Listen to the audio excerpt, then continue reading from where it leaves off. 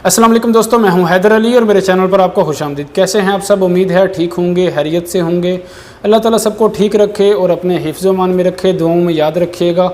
कुछ अरसा से वीडियो नहीं बना सका तबीयत की खराबी की वजह से, और जिन भाइयों ने और बहनों ने याद किया, कमेंट किए, ईमेल किए, मैं उनका खसूसी तौर पर शुक्रगुजार हूं। इस एक माह के दौरान बहुत सी अपडेट आई, फैमिली विज़िट वीज़ा के हवाले से और इसके अलावा इंटरनेशनल फ़्लाइट्स के हवाले से, और भी बहुत सी अपडेट आई जो आपको न्यूज़ मिली। अभी मेरी कोशिश होगी कि जो भी आपके सवाल हैं उनके जवाब दूं, जो आपने पहले पूछे थे, या कोई भी जो सवाल नेक्स्ट आता है, जो पहले की अपडेट है जो आपको मिल चुकी है, उसके बारे में कोई कन्फ्यूजन है तो मैं इंशाअल्लाह अज़्ज़वजल कोशिश होगी कि वो क्लियर कर दूं। तो आई थिंक आपको न्यूज़ मिल चुकी हैं तो उसको बार बार रिपीट करने का कोई फ़ायदा नहीं है, क्योंकि मेरे काम रोकने से न्यूज़ तो नहीं रुक सकती, न्यूज़ तो आपको मिलती रही होगी। आज बात करेंगे जो गाका की तरफ से नई हदायत जारी हुई हैं। गाका की तरफ से जो नई हदायत जारी की गई हैं उसका ताल्लुक उन 20 ममालिक से हरगिज़ नहीं है। मैं सबसे पहले आपको बता देता हूं ताकि आपका टाइम ज़ाया ना हो।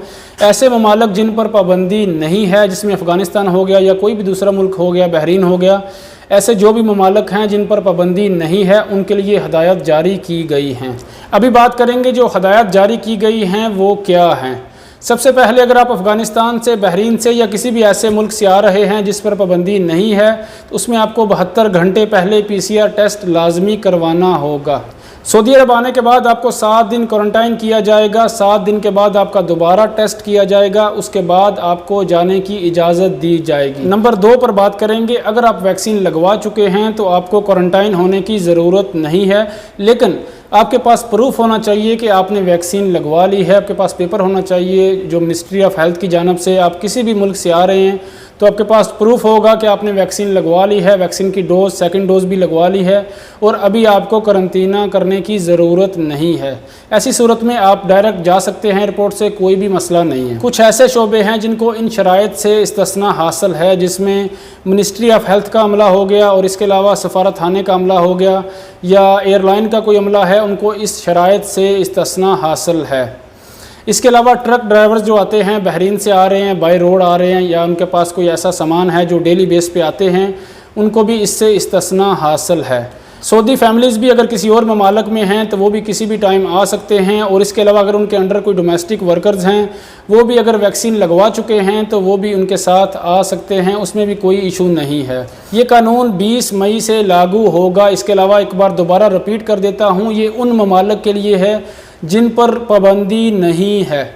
जो पाकिस्तान है या इसके अलावा इंडिया हो गया, उनके हालात, इन ममालिक के हालात काफ़ी ज़्यादा अभी ख़राब हैं, तो उसमें कुछ भी कहा नहीं जा सकता। तो जाहिर सी बात है कि जिन ममालिक पर पाबंदी नहीं है उनके लिए इतनी सख्त शराइत रखी गई है। जिन ममालिक के हालात ज़्यादा ख़राब हैं, जिनमें पाकिस्तान हो गया, इंडिया हो गया, उनके लिए भी सख्त शराइत रखी जाएंगी। तो मेरा ज़ाती तौर पे आपको मशवरा है कि आप वैक्सीन लगवा लें तो ज़्यादा बेहतर है। अभी पाकिस्तान में 40 साल से जिनकी उम्र ज़्यादा है उनको वैक्सीन लगाई जा रही है। 40 साल से कम अफराद को वैक्सीन नहीं लगाई जा रही। देखें कब कोई पॉलिसी में चेंजिंग होती है और 40 साल से कम उम्र अफराद को भी वैक्सीन लगाई जाएगी। अब बात करेंगे जो भाई अफ़गानिस्तान से आ रहे हैं या बहरीन के रास्ते आ रहे हैं, क्या उनको भी करंतना होना पड़ेगा? जी बिल्कुल भाई, होना पड़ेगा। ये रूल आपको फॉलो करने पड़ेंगे। अफ़गानिस्तान से आने से पहले 72 आवर्स पहले आपको PCR टेस्ट करवाना होगा। यहाँ आने के बाद आपको 7 दिन करंतना किया जाएगा, उसके बाद आपका दोबारा टेस्ट किया जाएगा। अगर टेस्ट आपका नेगेटिव आता है तो आपको जाने की इजाज़त दी जाएगी। इस तमाम प्रोसीजर में आप अफ़गानिस्तान से आ रहे हैं या फिर बहरीन से आ रहे हैं तो जो आपने टिकट ली है, अभी पहले की तरह सिस्टम नहीं होगा। अगर आपने 1000 रियाल की पहले टिकट ली थी तो अभी चार्जेस ज़्यादा होंगे, क्योंकि इंश्योरेंस का भी इसमें इंक्लूड कर दिया गया है, और इसके अलावा जो आपको 7 दिन करंतना किया जाएगा उसका भी इसमें इंक्लूड है। तो मे भी 500 रियाल या 600 रियाल या 400 रियाल ज़्यादा आपसे वसूल किए जाएंगे। बाकी लास्ट में आपको बता दूं, ये उन ममालिक के लिए नहीं है जिन पर पाबंदी अभी तक बरकरार है। दुआ करें उन ममालिक के लिए भी फ़्लाइट्स खुल जाएं। मेरे बहुत से ऐसे भाई हैं, बहनें हैं जो चैनल को सब्सक्राइब कर चुके हैं, और जिन्होंने नहीं किया वो वीडियो को देखते हैं, वो भी परेशान हैं। बहुत से भाई परेशान हैं यहाँ आने के लिए। तो दुआ है अल्लाह ताला उनको खैर आफियत से यहाँ लाए, जल्द हालात बेहतर हो जाएं इन तमाम ममालिक के लिए जिन पर अभी पाबंदी लगी हुई है। अल्लाह ताला खैर आफियत से आपको बुलाए। उम्मीद है आपको डिटेल से समझ आ गई होगी। वीडियो अच्छी लगी हो तो वीडियो को लाइक कर दें, शेयर करें और चैनल को सब्सक्राइब करना बिल्कुल ना भूलें। अल्लाह ताला सब भाइयों को और बहनों को अपने हिफ्ज़-ओ-मान में रखे। अल्लाह हाफिज़।